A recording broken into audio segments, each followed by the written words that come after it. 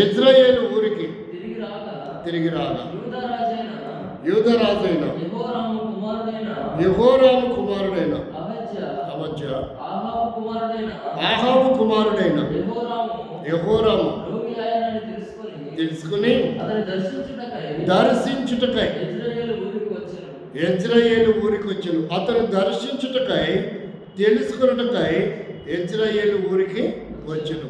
2 రాజుల గ్రంథం 8వ అధ్యాయము 29వ వచనంలో అతని దర్శించుటకై ఇజ్రాయేలు ఊరికి వచ్చాను. ప్రార్థన చేసుకుంటాం. ప్రేమల తండ్రి, ప్రభా, మీరు మా ముందు చూడండి, మీ రక్త మాంసంలో యోగ్యంగా పాల్పంపులు పొందిన నిమిత్తమై వారు మేము పరీక్షించుకొని పాల్పంపులు పొందడానికి సిద్ధపరచుకోండి. వాక్యాన్ని మా వెనుకలో దీవెనకరంగా చేయండి. యేసుక్రీస్తు నామంలో ప్రార్థిస్తున్నాము తండ్రి, ఆమేన్. దేవుని బలలో పాల్పంపులు పొందే మనము దేవుని ఆజ్ఞలకు లోబడాలి. ఒకటి, ఇతరులకు మొదటి వచనంలో ఏం చూసాం? 18వ అధ్యాయం 16వ వచనం ఏం కనపడుతుందంటే, మరలా చదువు చివరి భాగం.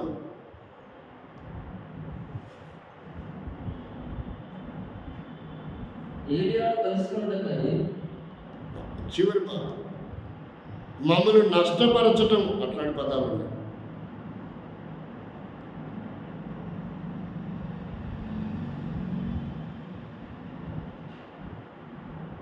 నష్టం కలిగించుటకై వచ్చింది అట్లా లేదా? నీవును నీ తండ్రి ఇంటి వారు ఇశ్రాయేలులను శ్రమ పెట్టేవారై ఉన్నారు. దేవుని ఆజ్ఞ మీరి వ్యక్తిగతంగా, కుటుంబంగా, సంఘముగా, సహవాసంగా ఏం చేసేవారంట వీళ్ళు? ఏం చేస్తారంట వీళ్ళు? శ్రమ పెట్టేవారు. దేవుని ఆజ్ఞ ఎవరైతే మీరుతారో వారి వలన ఇతరులకు ఏముంటుంది? శ్రమ కలిగించేవారుగా ఉంటారు. అంటే ఇతరులను శ్రమల పాలు చేసేవారుగా ఉంటారు. కాబట్టి ఇతరులకు నష్టాన్ని కలిగించడం, బాధ పెట్టడం, ఇబ్బంది పెట్టడం బైబిల్ పరిభాషలో శ్రమ పెట్టడం అని రాయబడింది. శ్రమ పెట్టడం అనేది అందరికీ తెలిసే పదం కాదు. మరి శ్రమ పెట్టడం అనేది తెలియాలంటే దాని పర్యాయ పదాలు మనం వాడాలి. ఇతరులకు నష్టపరచడం, ఇతరులను ఇబ్బంది పెట్టడం, హింసించడం, దూషించడం, గాయపరచడం. కాబట్టి వీటిని దేవుని ఆజ్ఞ ఎవరైతే మీరుతారో వారు చేస్తారు. కొంతమంది, ఒకడు బైబిల్ ఉన్నాడు, తనను తానే నీళ్ళలో నిప్పుల్లో పడేసుకుంటున్నారంట. కొంతమంది కొన్ని రోగాలు వస్తాయి, వాడిని వాడే కొరుక్కుంటాడు. కొంతమంది వాళ్ళకి రాళ్ళతో కొట్టుకుంటారు, అంటే గాయపరుచుకుంటారు, శ్రమపరుచుకుంటారు, ఇబ్బంది కలిగించుకుంటారు. కొంతమంది కుటుంబంలో, భార్య విషయంలో, పిల్లల విషయంలో, తల్లిదండ్రుల విషయంలో, తోడబుట్టిన వారి విషయంలో, అలాగే సంఘ విషయంలో, సంఘ నాయకత్వ విషయంలో ఇతరులకు ఇబ్బంది కలిగిస్తున్నారంటే అర్థం ఏంటి? వారు దేవుని ఆజ్ఞ మీరారు. దేవుని ఆజ్ఞకు లోబడేవారు. దేవుని ఆజ్ఞకు లోబడితే ఏమవుతారు? దేవుని ఆజ్ఞకు లోబడడం అంటే ఏంటిది? దేవుని ఆజ్ఞ అంటే ఏంటిది ముందు తెలియాలి కదా. కొలస్సీ పత్రిక 3వ అధ్యాయము 13వ వచనం. దేవుడు ఏం చెప్తాడో దాన్ని పాటించడం, దేవుడు ఏం చెప్తాడో దాన్ని నెరవేర్చడమే ఆయన ఆజ్ఞ అంటే. ఏం చెప్పాడు ఇక్కడ? ఎవడైనను తనకు హాని చేసినని, లేక తనని శ్రమ పెట్టనని, ఇబ్బంది పెట్టనని, బాధ పెట్టనని ఒకడు అనుకుంటే ఒకరిని ఒకరు సహించుచు, ఒకరిని ఒకరు ఏం చేయాలంట? క్షమించాల. అంటే దేవుని ఆజ్ఞ అంటే అర్థం ఏంటి? ఒకరిని ఒకరు సహించుచు క్షమించండి అని ఉంది. వారి ఆజ్ఞ మీరారు కనుక ఇతరులకు నష్టాన్ని కలిగిస్తున్నారు, ఇతరుల్ని శ్రమల పాలు చేస్తున్నారు. చూడండి, మరొక మాట చూడండి. దేవుని ఆజ్ఞలో ఉండే రెండవ భాగం ఏంటంటే కొలస్సీ పత్రిక మొదటి పత్రిక 3వ అధ్యాయము 5వ అధ్యాయం 13వ వచనం. కొలస్సీ పత్రిక మొదటి పత్రిక 5వ అధ్యాయము 13వ వచనం. అక్కడ ఏం చెప్తుందో చూడండి వాక్యం. దేవుని ఆజ్ఞ ఏం చెప్తుంది అక్కడ?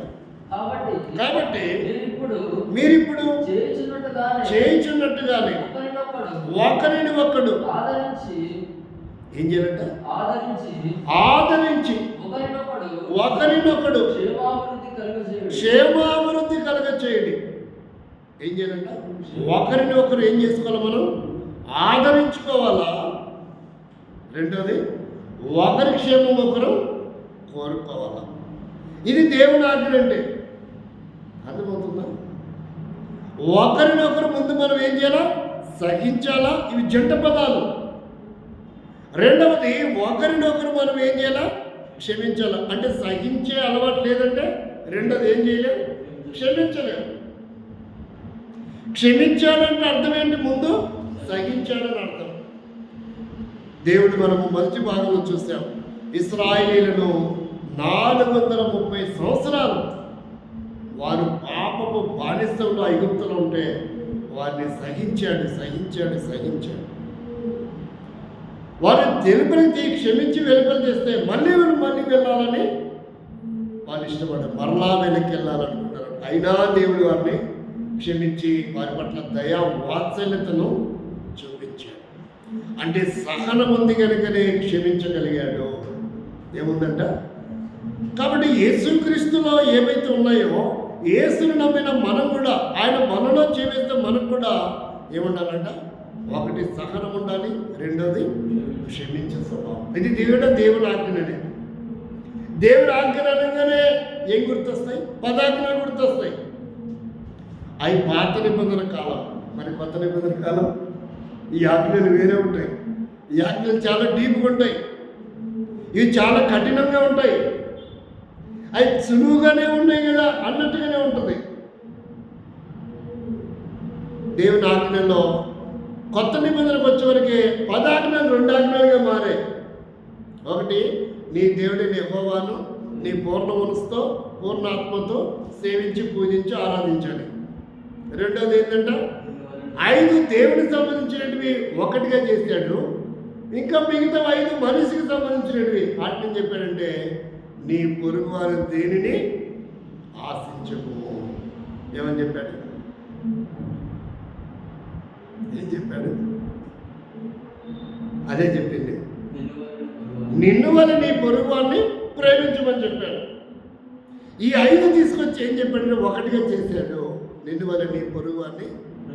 మనం ఎలాంటి వాళ్ళం అంటే, ఇద్దరు విశ్వాసులే, ఇద్దరు ప్రార్థన పరులే, ఇద్దరు సంఘ పెద్దలు అనుకుందాం, నీకులాగా, లేక నాయకులు అనుకుందాం. ఇప్పుడు మనం ఆలోచించాలా, ఎవరి పేరు చెప్తే బాగుంటుంది? కరెక్ట్గా వాళ్ళ పేరు చెప్పాలి.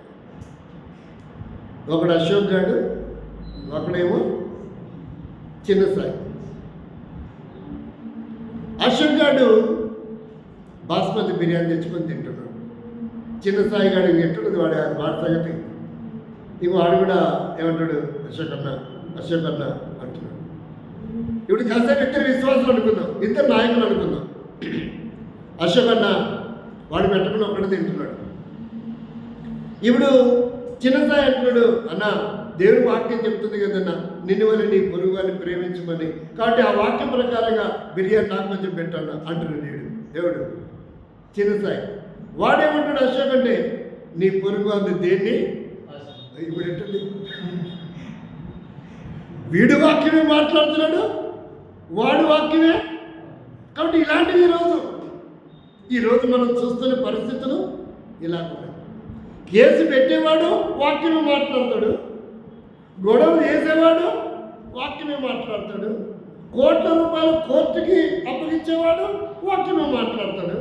అంటే వాక్యాన్ని, ఏ వాక్యము ఎలా ఉందో ఉన్నట్టుగా కాకుండా వాక్యము వాళ్ళకు అనుకూలంగా మాట్లాడుతున్నారు.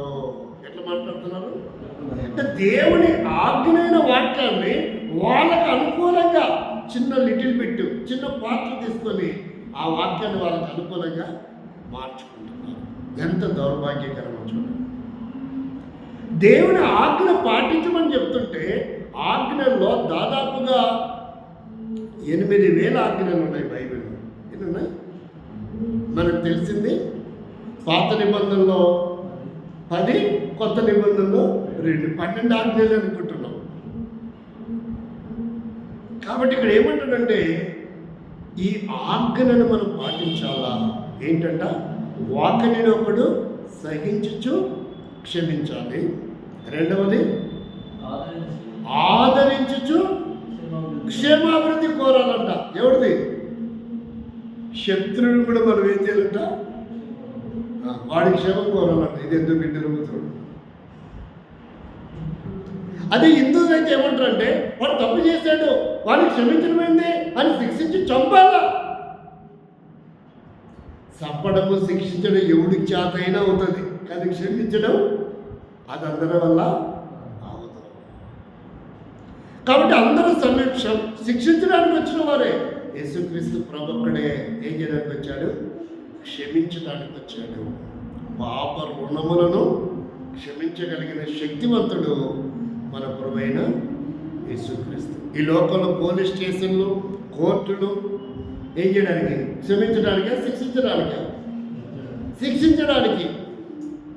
అయితే ఇక్కడ వాడి క్యారెక్టర్లో మార్పు వస్తాయి. 2 అవకాశాలు ఉన్నాయి. ఎప్పుడు? జనవరి 26వ తారీఖు, ఆగస్టు 15వ తారీఖు వారికి క్షమాభిక్ష పెట్టే అవకాశం. అయితే వాళ్ళు మార్పు వచ్చిన తర్వాత జరుగుతుంది అది. వాడు ఇంకా ఎక్కువ తప్పు చేశాడుకో కొంచెం క్షమాపణ, ఇంకా కఠినమైన శిక్షలు ఉంటాయి, ఘోరంగా హింసలు కూడా. కాబట్టి యేసుక్రీస్తు ఒక్కడే క్షమించాడు. అందుకనే ఏం చెప్పాడు తండ్రి? చూడండి 23వ అధ్యాయం 43వ వచనం, లూకా సువార్త 23వ అధ్యాయము ఎలాంటి వారిని క్షమించాడు? లూకా సువార్త 23వ అధ్యాయము 43వ వచనం.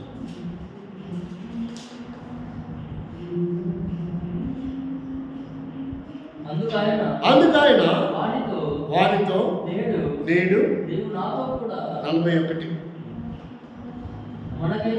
మనకైతే ఇది న్యాయమే, మనం చేసిన వాటికి పొందుచున్నాము కానీ ఈయన ఏ తప్పిదము చేయలేదని చెప్పి ఆయనను చూచి యేసు నీవు దాని పైప 23, 32, 33.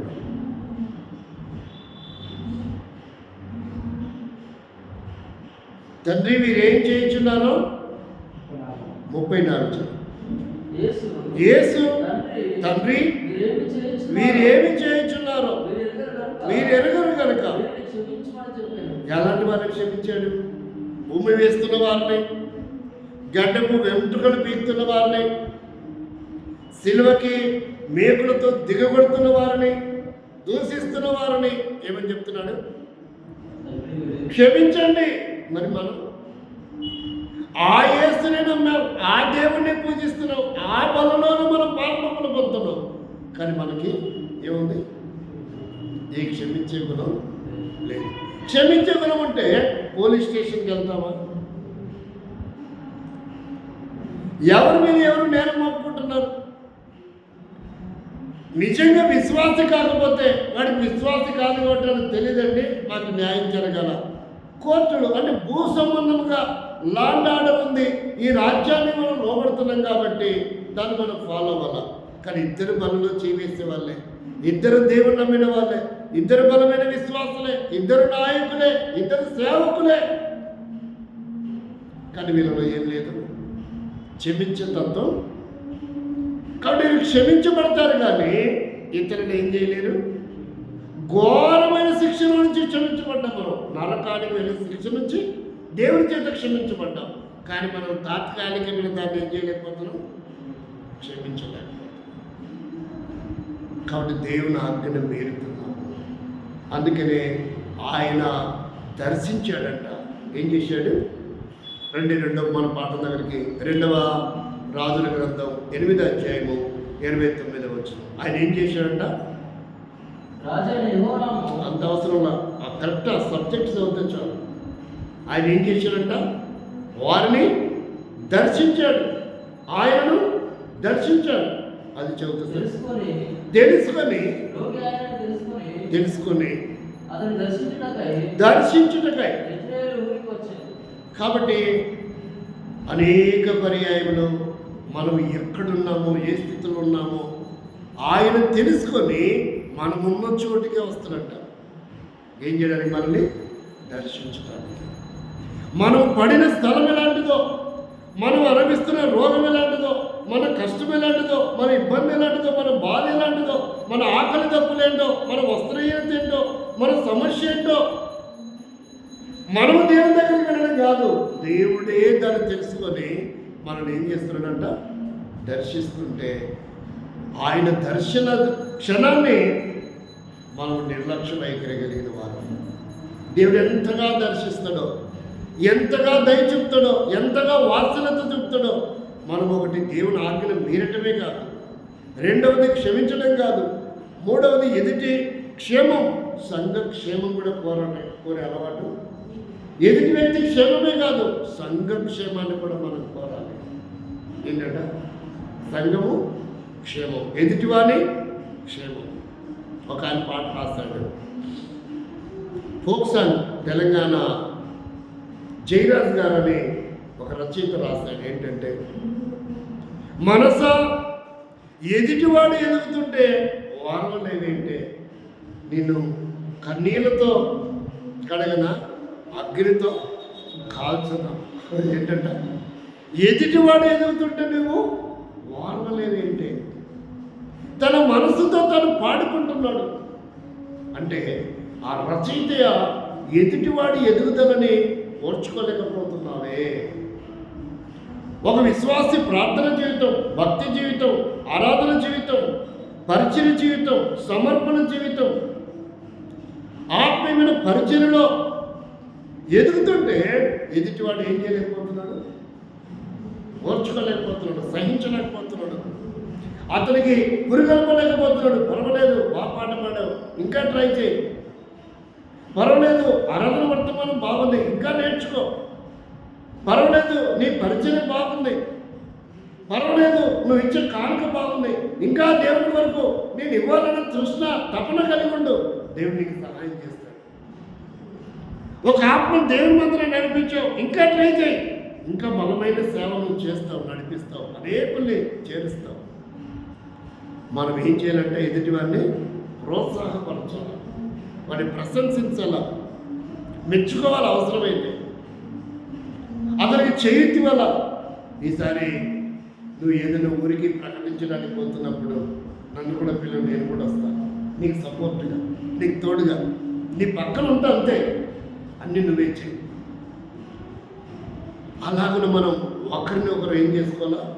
గురి కొనుక్కోవాలా. ఏం చేసుకోవాలా? కాబట్టి ఇది దేవుని ఆజ్ఞ. మనం ఎదుగుతూ రావాలి. ఎక్కడ దాకా ఎదగాలంటే క్రీస్తు స్వరూపానికి ఎదగాల. మనం ఎలా రూపాంతరం చెందాలా? క్రీస్తు స్వరూపము వచ్చేదాకా మనం దినదినము నూతనపరచబడాలి. అంటే మన పని మనం చేసుకోవాలి, భార్య పిల్లలతో చూసుకోవాలి, సంసారము చూసుకోవాలి, కుటుంబాన్ని చూసుకోవాలి, తల్లిదండ్రుని చూసుకోవాలి, ఇరుగు పొరుగు వారిని చూడాలి, సహ విశ్వాసాన్ని చూడాలి, ఆత్మల సంరక్షణ కూడా, అంటే దేవుని పని కూడా చూడాలి. మన పని కొరకై మనము కనీసము 22 గంటలు వాడుకుంటే కనీసం 2 గంటలైనా దేవుని పని కొరకై ఏంటంట? కనీసం 2.5 గంట ప్రార్థనతో, వాక్యముతో 2.5 గంట మనం గడిపితే, అలాగే ప్రకటనతో, సువార్త వ్యాపకములో 2.5 గంట గడపాలి. అంటే రోజుకి కనీసం మనం 5 గంటలు కేటాయించగలమా? చూడండి, దశమ భాగం 24 గంటల్లో ఇప్పుడు చెప్పండి 2 గంటల కనీసం 40 నిమిషాలు, సరే 2.5 గంటలు. అంటే ప్రతి దినము మనము 2.5 గంట దేవుని కొరకై వెచ్చించాలి. 21.5 గంట మనం ఉపయోగించుకుంటే దేవునికి ఇవ్వవలసిన సమయం ఎంత? కనీసం 2.5 గంట. ఈ 2.5 గంట దేని కొరకు? ప్రార్థన కొరకు, బైబిల్ ధ్యానం కొరకు పెట్టాలి. లేదంటే కనీసము ఈ 2.5 గంట మనము పాటలు నేర్చుకోవటానికో, లేక ఇతరులకు దేవుని నామాన్ని ప్రకటించడానికో. కొంతమంది అన్ని కలిపి అరగంటనే పెట్టుకుంటారు. ప్రకటించడానికి, పాటలు బాగా నేర్చుకోవడానికి, తర్వాత ప్రార్థన చేయడానికి, వాక్యం ధ్యానించడానికి, ఎన్నిటికి పేషెంట్ని పరామర్శించడానికి, ఆదరించడానికి, అన్నిటి కలిపి అరగంట పెట్టుకునే వాళ్ళు ఉంటారు. ఎంతసేపు పడుతుంది కదా, కష్టం.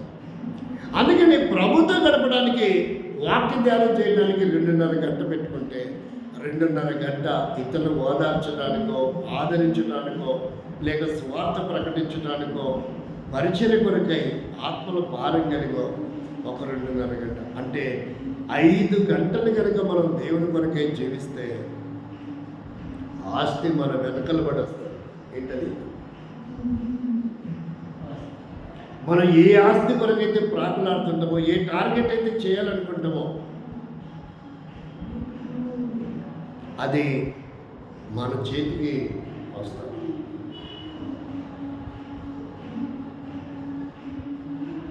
రేపు పొద్దున నేను ఫీజు కట్టాను. ఏంటది? రేపు పొద్దున ఫీజు కట్టాలంట.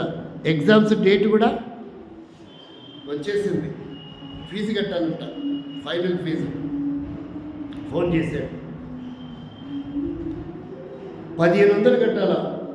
ఏమి లేవు, కానుకేయడానికి మాత్రమే మిగిలిన నా దగ్గర. కాబట్టి ప్రార్థన చేస్తూ ఉన్నాను. ఒక వ్యక్తి ఫోన్ చేసి, అన్నా ప్రైజ్లాడ్ అన్నా, బాగున్నారా? అంకుల్ అన్నట్టున్నారు. బాగున్నారా? ఎలా ఉన్నారు? ఏం చేస్తున్నారు? పరిచయం ఎలా ఉంది? ఆరోగ్యం ఎలా ఉంది? అడిగి, ఒకవేళ మందులు దేనికైనా అవసరమవుతుందేమో మీకు ఫోన్పేలో ఒక 1000 రూపాయలు పంపించాను, మా కొరకు, మా కుటుంబం కొరకు ప్రార్థించేది. పిల్లలకి ఎగ్జామ్స్ 2వ తారీఖు, 3వ తారీఖు, 5వ తారీఖు ఎగ్జామ్స్ ఉన్నాయి, ప్రార్థించేది. ఆశ్చర్యం వేస్తున్నాను. చాలా కాలం అసలు ఆ విషయాలు నాకు గుర్తు కూడా లేదు. కాబట్టి ఇక మిగతాది దేవుడే తీర్చగలడు. అది మనకు తెలీదు. మనం దాని కొరకు ప్రార్థనకూడదు. అదే మన అవసరం తీర్చడానికి అది వచ్చి మనల్ని అడగాల. నేను మీకు ఏ విధంగా సహాయపడగలను? ఎవరు అడగల? మే ఐ హెల్ప్ యూ అంటారా ఇంగ్లీష్లో? నేను మీకు ఏ విధంగా సహాయపడగలను? డస్ట్బిన్కి ఏమి రాస్తుంటారు? యూజ్ మీ. డస్ట్బిన్కి ఏమి రాస్తుంటారు? నన్ను ఉపయోగించుకోండి. ఏమి ఉపయోగపడుతుంది? చూసారా? అంటే కొన్ని వస్తువులకు అవి మాట్లాడుతున్నట్టున్నాయి మనకితో, నన్ను ఉపయోగించుకోండి. అలాంటప్పుడు డబ్బు, కరెన్సీ మన దగ్గరకు వచ్చి నన్ను ఉపయోగించుకోండి మీ అవసరానికి, మీ అక్కర్లకి అని అది మనల్ని వెంబడించేదిగా ఉండాలి. భక్సింగ్ గారు దాని కొరకు పరుగులు తీయలేదు, అది ఆయన దగ్గరికి వచ్చింది. ఈరోజు దాని కొరకు పరుగులు, దాని కొరకే పరుగులు.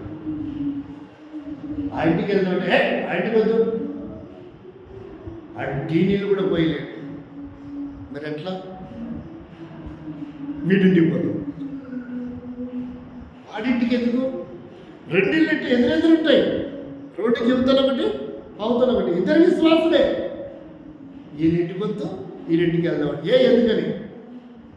వీళ్ళింటికి వస్తే టీ ఇవ్వడం ఏంటి? కూల్ డ్రింక్ ఇస్తాడు.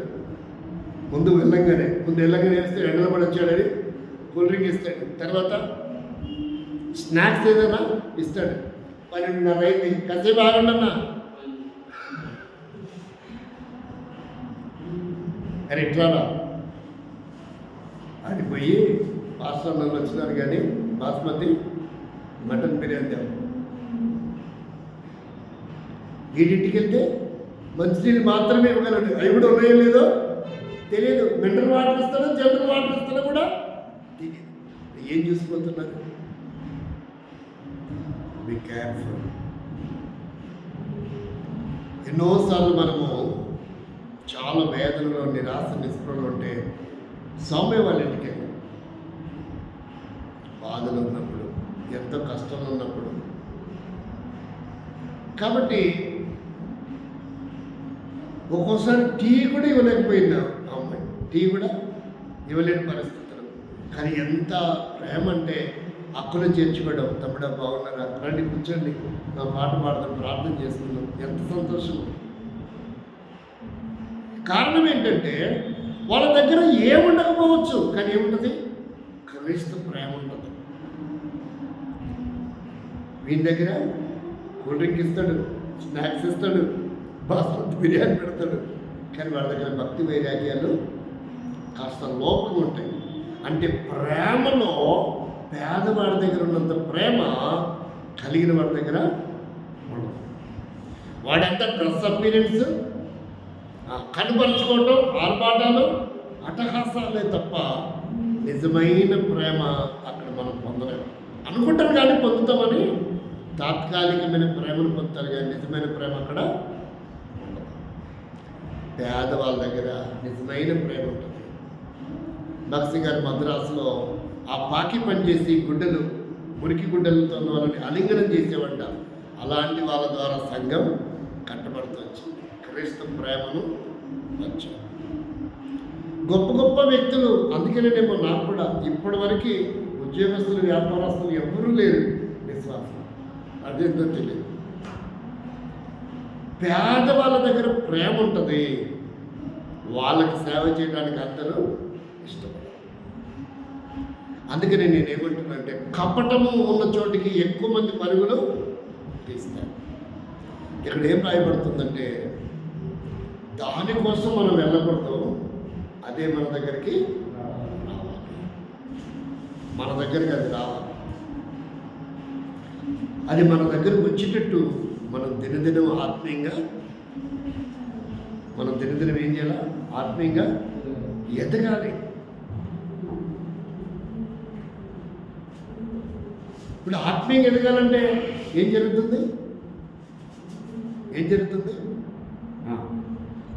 డబ్బు కోసము వెళ్తున్నాడా? ఏమైనా చెప్పవు. తాతయ్య గారు డబ్బు కోసం వెళ్తున్నాడా? తాతగారికి పాకెట్ మనీ వస్తుందా? రేయ్, మీరు ఇవ్వటం వరకే మీ డ్యూటీ. ఆ పాకెట్ మనీ ఏం చేసుకోవాలో అది నా ఇష్టం. నా మనవడికి ఇచ్చుకుంటాను, మనవరాలకి ఇచ్చుకుంటాను, ముని మనవరాలకి ఇచ్చుకుంటాను, ముని మనవడికి ఇచ్చుకుంటాను. మీకు అనవసరం అన్నదమ్ములకి. మీరు మాత్రం time to time pocket money ఇవ్వాల్సిందే. ఏ టైంకి పాలు ఇవ్వాలో, ఏ టైం టిఫిన్ పెట్టాలో, ఏ టైం భోజనం పెట్టాల్సిందో మీ డ్యూటీ మీరు చేసుకోండి అంతే. అది నా కోసం చేస్తున్నట్టు కాదు, మీ డ్యూటీ అది. అదేంటిది? మీ డ్యూటీ మీరు చేసుకోండి. కాబట్టి సంపాదన కొరకు తన పరుగులు తీయడం లేదు. తన పాకెట్ మనీ తన అవసరం కొరకు కాదు, అవసరం లేనిది కూడా తనకు వస్తుంది. కాబట్టి ఇక్కడ నేనేం చెప్తున్నానంటే అది తాతయ్య దగ్గరకు వస్తుంది, కానీ తాతయ్య దానికోసం ఒక విశ్వాస జీవితంలో తాతయ్య చేసి నేను చాలా నేర్చుకుని అనుకుంటున్నాను. ఎప్పుడైతే అంతకుముందు వారం మనం విన్నాం ఆ విషయాన్ని. తాతయ్య టైం టు టైంకి అన్నీ చేయబోతే కేకలు కూడా. కాబట్టి ఇక్కడ ఏం చెప్తుందంటే అది మనం ఆత్మీయంగా నేర్చుకోవాలా. దేవుడి ప్రేమను మనం ఇతరులకు పంచాలి. ఇది కూడా ఆజ్ఞ. మీరు ఒకరిని కోరుకు ప్రేమించుడి అని చెప్పాడు. ఒకరినొకరు సహించుతూ క్షమించండి. ఎక్కడ మనం చూస్తే ఇది దేవుడు ఆజ్ఞ. ఈ లక్షణాలు లేకుండా మనం బలలో చేయవేయడం మనకు ఆశీర్వాదం కాదు. కాబట్టి ఇక్కడ మనం చూస్తే ఆయన దర్శిస్తున్నాడంట. ఆయన దర్శించినప్పుడు మనం దర్శించడానికి ఏంటి పాపం? దేవుడే మనల్ని చూసి దర్శిస్తుంటే మనం ఎందుకు దేవుని దర్శించకూడదు? బైబిల్ ఏం చెప్తుందో తెలుసా? యాకోబు పత్రిక 4:8. యాకోబు పత్రిక 4:8. బైబిల్ ఏం చెప్తుందో చూడండి.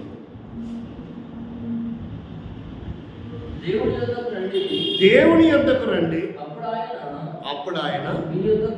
కాబట్టి ముందు ఎవరు వెళ్ళాలంట? కానీ దేవుడే మనల్ని దర్శిస్తున్నాడు. నిజంగా ఎంత గొప్ప. అందుకనే 2వ కీర్తన 8 అనుకుంటాం. సార్ చదవండి. కీర్తన 2:8. 8 కానీ 10 కానీ.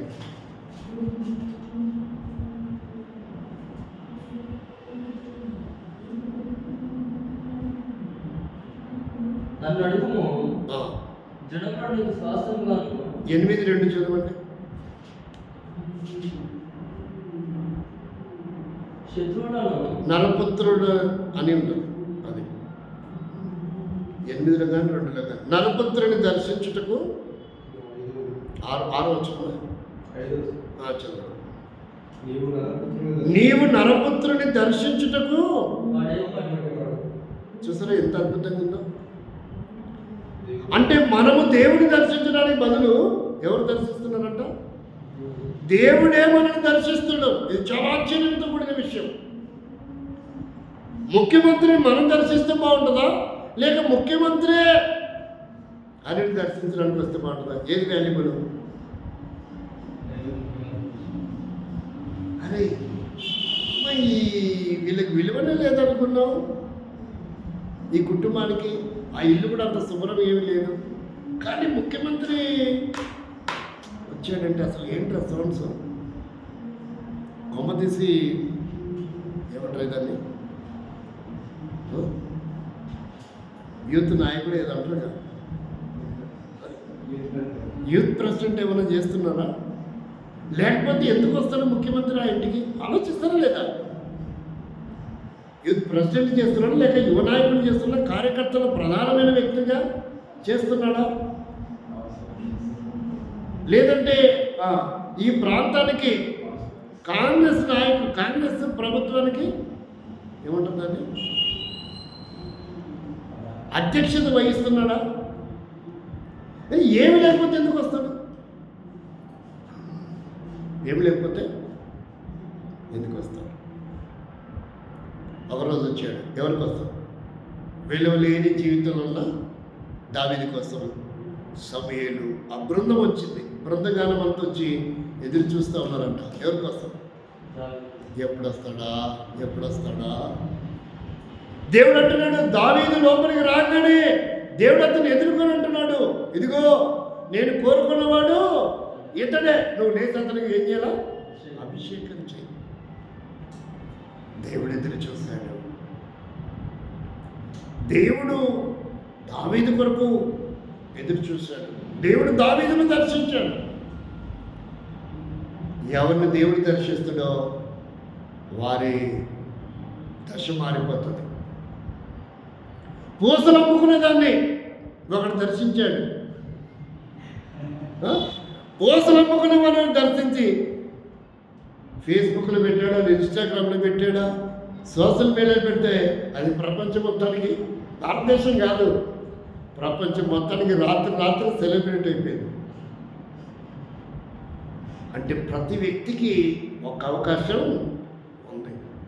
ఎప్పుడు ఎవరిని లీడర్ చేస్తాడో, ఎప్పుడు ఎవరిని నాయకుడు చేస్తాడో, ఎప్పుడు ఎవరిని రాజుని చేస్తాడో, ఎప్పుడు ఎవరిని మంత్రిని చేస్తాడో మనకు తెలియదు. ఆయన దర్శించిన రోజు జరిగే అద్భుతం అది. అంటే ఆయన అతన్ని ప్రేరేపించాడు. ఆ రోజు వచ్చింది మనకు, అతనికి, ఆమెకి. కాబట్టి ఒక్కొక్క కాలం ఒక్కొక్క వ్యక్తి ఏం చేయబడుతున్నారు? సెలబ్రిటీలుగా మారుతున్నారు. 2014-16 అనుకుంటా. ఏం పేరు? ఒక అమ్మాయి, క్రైస్తవుల అమ్మాయి, మట్టిలో మాణిక్యం అని ఒక అమ్మాయి సెలబ్రిటీగా మారిపోయింది. చిరంజీవి కూడా ఆమెను ఆహ్వానించాడు. ఒక పెద్ద విందు కూడా ఏర్పాటు చేశారు. కోటి గారు సంగీత దర్శకుడు. కాబట్టి ఎవరెవరో సెలబ్రిటీలు అందరూ ఆమె ఇంటికి భోజనాన్ని పిలిచి బహుమతులు కూడా ఆమెకు ఇచ్చారు. కాబట్టి ఎవరికి దేవుడు ఏ విధంగా దర్శిస్తాడో మనకు తెలియదు. ఇంతకీ ఈ మధ్యాహ్నము మన శీర్షిక దేవుని ఆజ్ఞకు లోబడితే ఆయన మనం దర్శిస్తాడు. దర్శిస్తే వచ్చే లాభాలేంటో మనం చూద్దాం. ఆయన దర్శిస్తే కలిగే లాభం మొదటిది బైబిల్లో రూతు గ్రంథం. రూతు గ్రంథం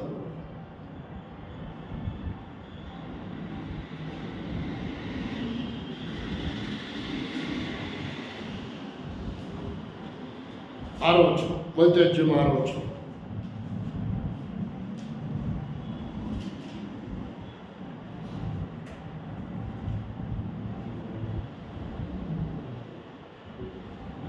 లేదంటే ఇరిమియా 15 ముందు చదవండి. ఒక 3 విషయాలు చెప్తాను, 3-4 విషయాలు చెప్తాను. మొదటిది, దేవుడు దర్శిస్తే మనకు కలిగే ఆశీర్వాదం ఏంటి, మేలులు ఏంటి? ఇరిమియా 15:15.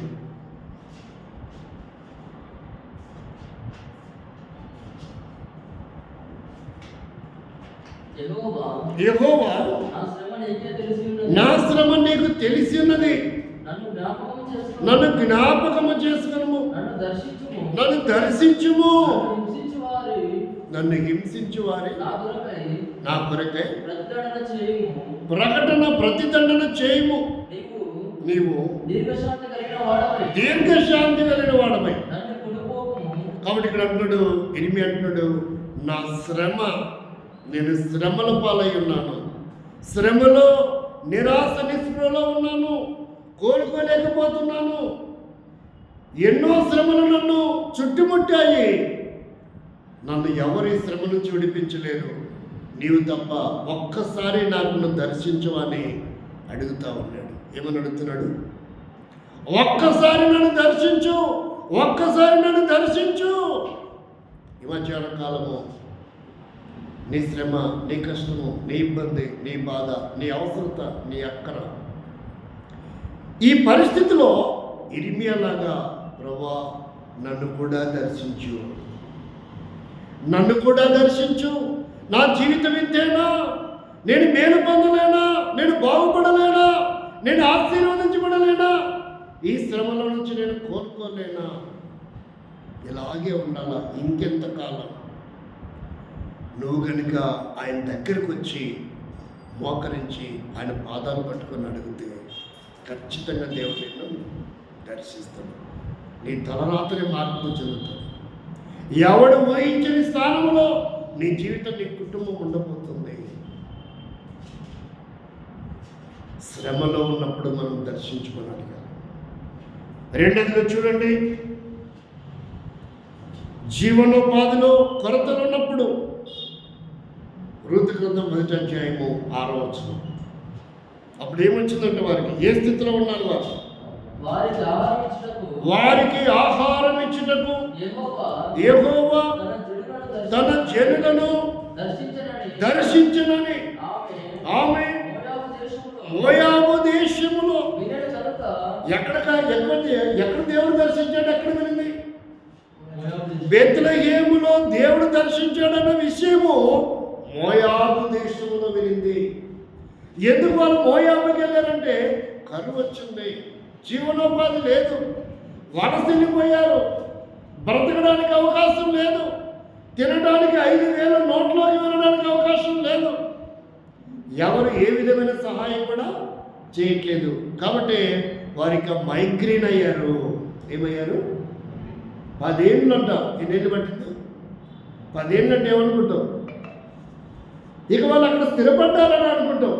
మైగ్రేన్ అయ్యారు. 10 ఏళ్ళు పట్టింది. దేవుడు దర్శించాడని ఎప్పుడు వినిందంట? మోయాబు దేశంలో. అంటే ఎప్పుడు దర్శిస్తాడని ఆమె ఎంతగా ఎదురు చూసింటుందో. ఆ రోజు ఎప్పుడా, ఆ క్షణం ఎప్పుడా, ఆ సమయం ఎప్పుడా? ఇంకా లాభం లేదు నా చేతిలో. ఏ రోజు దర్శిస్తాడో నేను ఆ రోజు ఆ దేశానికి ఈ మోయాబుని వదిలిపెట్టి వెళ్ళాల్సిందే. నా దేవుడు దర్శిస్తే నాకు అంతకంటే ఇంకా భాగ్యము ఏముంది? కాబట్టి దేవుడు దర్శించినప్పుడు కరువు కాటకాలన్నీ కూడా వైదొలిగిపోతాయి. 3.5 సంవత్సరాల్లో వర్షం లేదు. ఆ సారేపతి విధవరాలు తన కుమారుడు తిని చనిపోదాం అనుకున్నారు. వారిని ఎవరు దర్శించాడు? ఏలే దర్శించాడు. చచ్చారా? బ్రతికారు. కాబట్టి దర్శించాడు కనుక వారు బ్రతికారు. దేవుడు దర్శిస్తే మన జీవితం జరిగే ఒక అద్భుతం. మన ఆర్థిక ఇబ్బందులు, మన కొరతలను తీరిపోతాయి. ఎందరినో దర్శించాం. ఒక ఆమె నాకు చెప్పి మాట్లాడుతోంది, అయ్యా పరిస్థితులు బాగలేవు, దేవుడా ఒక సూట్ కేసు అయినా బాడీ అయ్యాయా అంటుందంటే. ఏమంటుంది? సూట్ కేసు పడేస్తారా? సూట్ కేసు పడేయమంటే అర్థం ఏంటో తెలుసా? ఇలాంటి స్టీఫెన్ పాల్ కూడా ఒక సూట్ కేసుని పోగొట్టుకోవాలి, అంతే కదా దాని అర్థం. ఒకడు పోగొట్టుకుంటే అంటే ఇండైరెక్ట్గా ఒకటి వికారాన్ని చేయమని అడుగుతున్నట్టే కదా. ఇండైరెక్ట్గా కూడా ఆత్మహత్య చేసుకొని చచ్చినట్టు అవుతుందా కదా ఒక సూట్ కేసు దొరికితే. అలా అడగకూడదు మనం. ప్రభా మా అవసరాలు నువ్వు ఎలాగైనా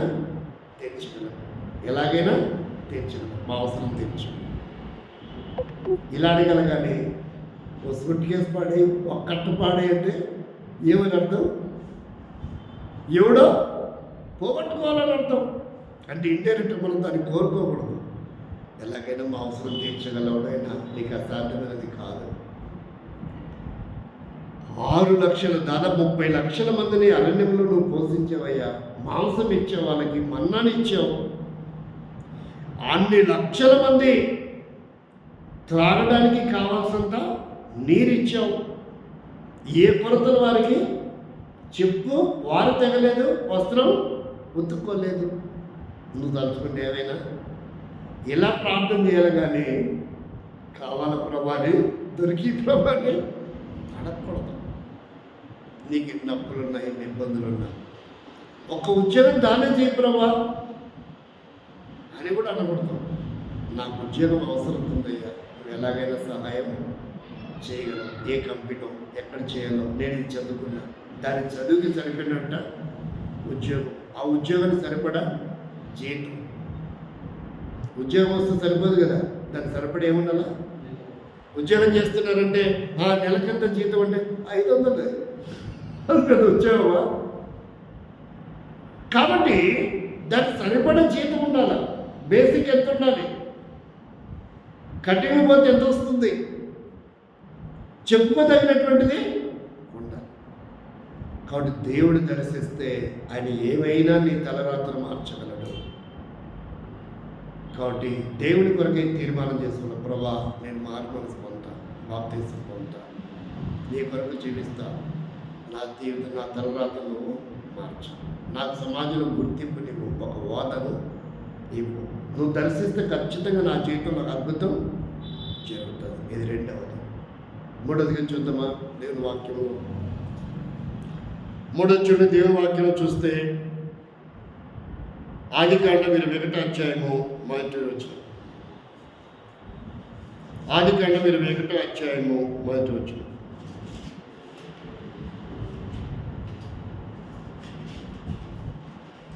దేవుడు దర్శిస్తే ఏం జరుగుతుంది? యెహోవా తాను చెప్పిన ప్రకారం షారాను దర్శించును. యెహోవా తానిచ్చిన మాట చొప్పున తనిచ్చిన మాట చొప్పున శారాన్ని గురించి చేసెను. శారాను గురించి చేసెను. శారా జీవితంలో ఏం కలిగిందంట? నోటి నిండా నవ్వు కలిగింది. ఏం కలిగింది? ఆమె జీవితంలో అందరికీ నవ్వించేలా వచ్చింది. ఆశాస్పదం. 100 ఏళ్ళ వయసులో 90 ఏళ్ళ వయసులో ఇవి పాలించి కొడుకుని పోషించగలదా? సైన్స్కి విరుద్ధమా కదా? 90 ఏళ్ళ వయసులో. కానీ దేవుడికి సాధ్యమైంది. అంటే నీకు ఏదైతే అసాధ్యం అనుకుంటావో దేవుడు దాన్ని నీకు సాధ్యం చేసి చూపిస్తాడు. ఇది నా వల్ల కాదు. నేనా ఏంటి? నేను వారానికి ₹1,00,000 టర్న్ ఓవర్ చేయగలను, ₹1,00,000 బిజినెస్ చేయగలను వారానికే. ఇది జరిగే పని కాదు. నేనెంత, నా బతికెంత? నేను సంవత్సరంలో ₹1,00,00,000 టర్న్ ఓవర్ చేయగలనా? ఇది నిజమా? చేపిస్తాడు. ఆ పిల్లడి పేరేంటి? 19 సంవత్సరాల వయసులో ప్రారంభించి 26 సంవత్సరాలు ఇప్పుడు వాడి వయసు. 2,000 బిలియన్ డాలర్లు టర్న్ ఓవర్ చేస్తా ఉన్నాడు. ఏం పేరు? ఓలా హోటల్స్ కనిపెట్టిన కుర్రాడు. వాడి ద్వారా అసలు హోటల్స్ ఎక్కడ ఖాళీ లేకుండా వాడు చేసిన ప్లాన్. అంతకుముందు ఏం చేసేవాళ్ళు తెలుసా? బస్ స్టాండ్లో, రైల్వే స్టేషన్లో ఆ లాడ్జి వాడు మనుషులు పెట్టేవాళ్ళు. సార్ హోటల్ మంచి రూములు ఉన్నాయి, అంతేనా కదా? ఇప్పుడు కూడా కొన్ని చోట్ల అడుగుతూనే ఉంటారు. రిక్షా వాడండి, వాడాడు, ఏ హోటల్ దిగాలి, ఎక్కడికి పోవాలి, లాడ్జి కావాలా, హోటల్ కావాలా, రూమ్ కావాలా, రకరకాలుగా యాప్ ద్వారా ఏం చేస్తున్నారు? బుక్ చేస్తున్న వాళ్ళందరూ వచ్చేసారు. ఏంటంటే వాడి వయసు ఎంత? పేరు మర్చిపోయా. 19 సంవత్సరాలు, ఇప్పుడు 26 సంవత్సరాలు. కాబట్టి ఎప్పుడు తలరాత ఎలా మారుస్తాడు దేవుడు? ఎప్పుడు ఇలాగే ఉంటాం అనుకోపోకండి. ఎప్పుడు మా వల్ల ఏమీ లేదనుకోపోకండి. ఉన్నతమైన స్థాయిలో, ఉన్నతమైన శిఖరం మీద, ఉన్నతమైన సంఘం, ఉన్నతమైన పరిచర్య, ఉన్నతమైన హోదాలో దేవుడు ఇస్తాడు. ఆయన ఆజ్ఞ మనం పాటిస్తాం. ఆయన దర్శిస్తున్నట్ట. ఆశ్చర్యంగా అయిపోయింది శారా జీవితంలో. ఆ దినాల్లో సర్వ సమాజంలో ఆశ్చర్యం కలిగింది. ఏంటి ఆమె కొడుకును దనిందా? దేవుడు దర్శించాడా? నమ్మొచ్చా? నమ్మలేని అద్భుతాలు, ఆశ్చర్యకారాలు దేవుడు నీ జీవితంలో, నీ కుటుంబంలో, నీ సంఘంలో చేస్తాడు. ఆ ఊరికి వచ్చాడంట దర్శించడానికి. ఆ ఊరికే వచ్చాడు. నువ్వు ఎక్కడుంటే అక్కడికి వస్తాడు. నువ్వు పడుండని చూస్తాడు, నేను దర్శిస్తాడు, నీ క్షేమక్షంలో చూస్తాడు. చివరిగా చూడండి, చివరిగా మనం చూస్తే 4వదిగా చూస్తే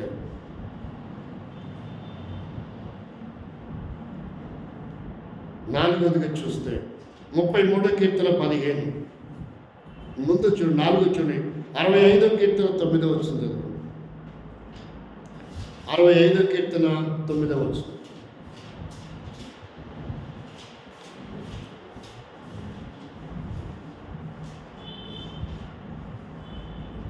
65:9.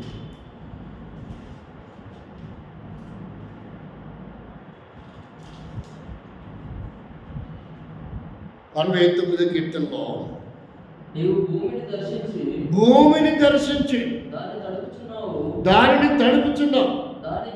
దానికి భూమిని దర్శించినప్పుడు భూమికి ఏమొస్తుందంట? మహదైశ్వర్యం.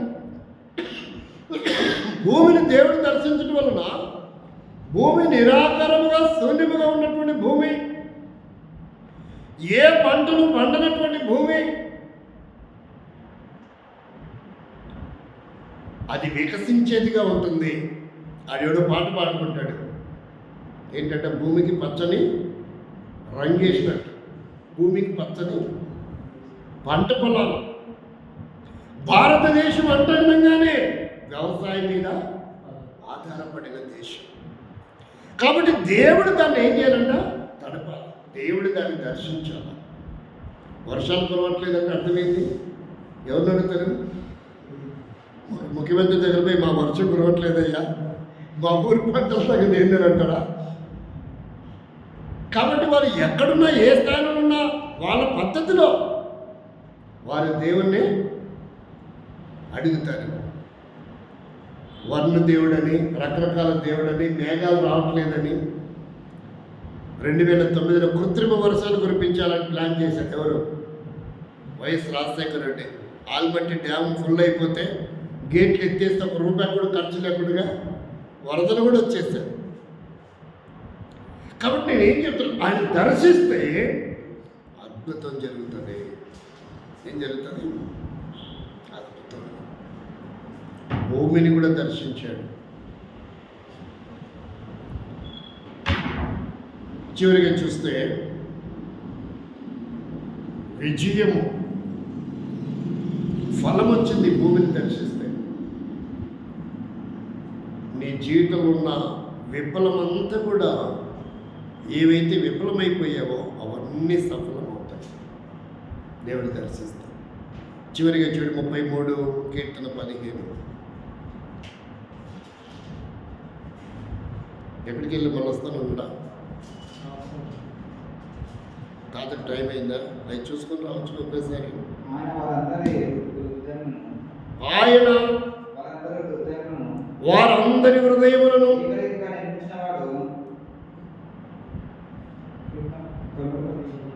33 చదువు. ఏకరీతిగా నిర్మించిన వాడు, విచారించువాడు, వారిని దర్శించేవాడు. దేవుడు మనిషిని దర్శించాలనుకుంటున్నాడు. కానీ భారతదేశంలో ఒక ధర్మం, ఎవరి దర్శనం కోసం వెళ్తారు? విజయవాడలో చూస్తే ఈ లైను ₹100, ఈ లైను 200, ఈ లైన్ 300, ఆ లైన్ 500, అది 1000. దేనికంటే అది దర్శనం కోసం. ఇక విఐపీలకి ఇక సపరేట్ దర్శనాలు కూడా ఉంటాయి. ఇక్కడ మనుషులు ఎవరు దర్శించుకోవడానికి వెళ్తున్నారు? ఆశ్చర్యం చూడండి. కానీ జీవము గల దేవుడు ఎవరు దర్శించడానికి వస్తున్నాడంట? ఎంత గొప్ప ధన్యత! ఇలాంటి దేవుడికి చాలామంది దూరంగా ఉన్నారు. ఇలాంటి దేవుడికి చాలామంది గుర్తెరగడం లేదు. బైబిల్లో ఏ మంచిది, బైబిల్లో ఏ మంచిది అంటారు. ఎంత బుద్ధిహీనులో చూడండి. ఇవన్నీ మంచివి కదా. బైబిల్ దేవుడు మనిషిని దర్శించడానికి ఎంతగా దీనుడిగా గాడిద పిల్లని ఎక్కొచ్చాడంట. కాబట్టి దేవుడు దర్శిస్తే క్షణాలలో మన తలరాతనే మార్చబడుతుంది. ప్రభువా, నేను నీ ఆజ్ఞలను ఫాలో అవుతాను, నన్ను కూడా ఒక్కసారి దర్శించు. నా కుటుంబాన్ని కూడా దర్శించు, నా చేతి పనులను దర్శించు. నేను చేసేది ఆశీర్వాదకరంగా మారాలి. నా కుటుంబంతో క్షేమాభివృద్ధి కలిగి ఉండాలి. నా వంశము క్షేమంగా ఉండాలి. ఎందరెందరో దర్శించావు, నన్ను కూడా దర్శించు. నేను నీ ఆజ్ఞకు లోపడతాను. ఆయన దర్శిస్తే జరిగే అద్భుతాలు ఇవి. కానీ మనం మాత్రం ఏం చేయాలంట? ఆయన ఆజ్ఞకు లోపడాలా, ప్రేమించాలా, క్షమించాలా, సహించాలా, పని కొరకే మనల్ని మనం అప్పగించుకోవాలా. రోజుకి ఇంత టైము నేను ప్రార్థనలు గడుపుతా, రోజుకి ఇంత టైము నేను బైబిల్ ధ్యానిస్తా, రోజుకింత టైము పత్రికలు పంచుతా, రోజుకింత టైము నీ నామాన్ని 10 మందికి చెప్తా. ఒక దేవుని ఆజ్ఞకి మనం మోటివేషన్ చేసుకోవాలి, మనం మోల్డింగ్ చేసుకోవాలి. ఎప్పుడైతే ఇలాంటి తీర్మానం మనం చేసుకుంటామో ఆ వ్యక్తికి ఏమి ఇవ్వడానికైనా దేవుడు ఏం చేయడు, వెనకాడు. కాబట్టి ఎన్ని కొరతల వలయంలో మనం ఉన్నామో ఒక తీర్మానం, ప్రభా నీ ఆజ్ఞని నేను ఫాలో అవుతా.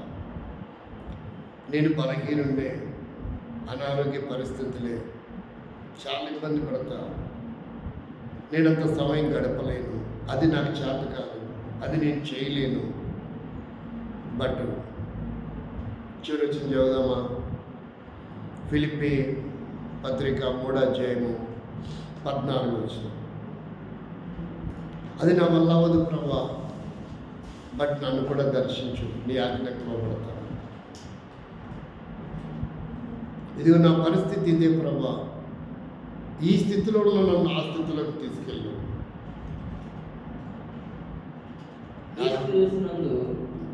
4వ అధ్యాయము 14 వచనం, 3:14, 4:14. క్రీస్తు యేసునందు దేవుని ఉన్నతమైన పిలుపునకు కలుగు బహుమానమును పొందవలనని గురి ఎద్దకే పరిగెత్తుచున్నాడు. 4:14.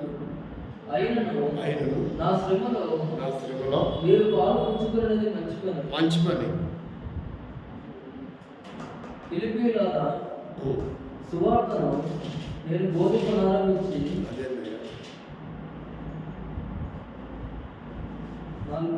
2 తిమోతి పత్రిక 4వ అధ్యాయం 14 వచనం.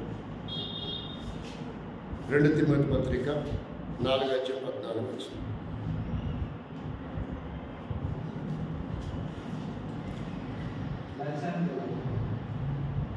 అంతర్వాడు నా కళ మీరు చేసినాను, అది మీరు చెప్పిన ప్రభువానికి ప్రతిఫలమించింది. కన్ఫ్యూజ్ అవుతున్నది. 13 చదవండి, ఫిలిప్పీ 4:13 చదవండి.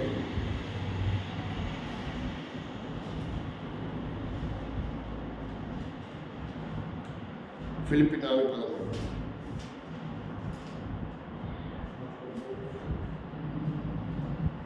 నన్ను బలపరచు వాని యందు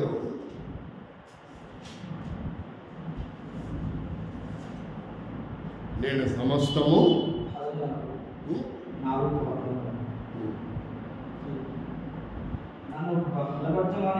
నన్ను బలపరచు వాని యందు ఏం చెప్తున్నాడు పౌలు ఫిలిప్పీ సంఘానికి చెప్తూ ఏం చెప్తున్నాడు?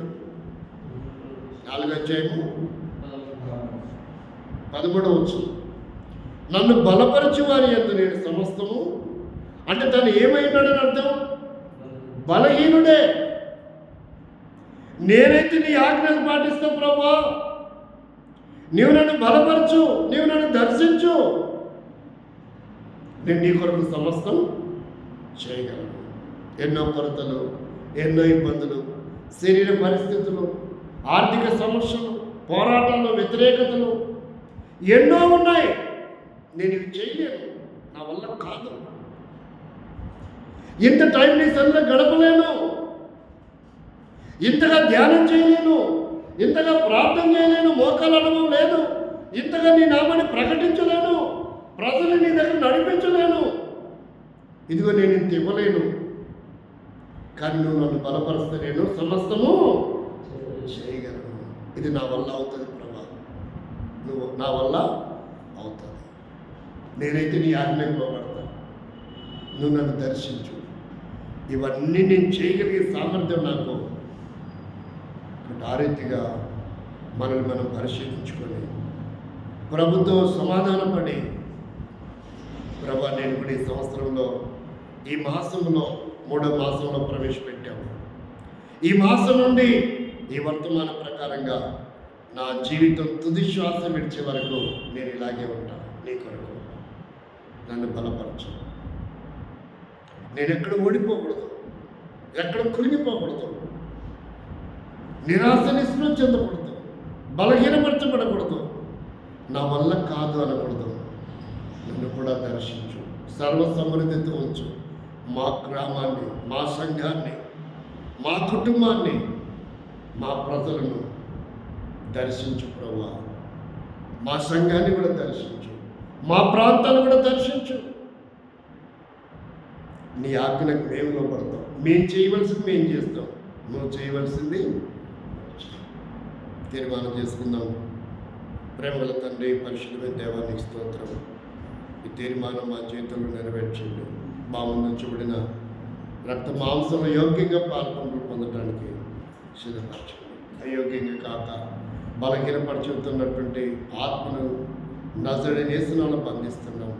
పరిచర్యను ఆటంకపరుస్తున్న ఆత్మలను యేసునామములో బంధిస్తున్నాం. విపత్తులు, సమస్యలని కృంగదీస్తున్న వాటిని యేసునామములో బంధిస్తున్నాం. పురిగొల్పండి, దర్శించండి, అద్భుతం చేయండి, ఆశ్చర్యకరం జరిగించండి. సరైన తీర్మానం కలిగి ఉండడానికి ప్రభా, నీతో గడపడానికి, నీ పరిచర్య కొరకు, నీ కొరకు, సంఘం కొరకు, నీ రాజ్య వ్యాప్తి కొరకు నేను చేయవలసింది ఏంటో దాన్ని చేయటానికి నన్ను కూడా సిద్ధపరచు. నా బలహీనతల వైపు కాదు ప్రభా, నన్ను కూడా నీ మహిమ కొరకు వాడుకో.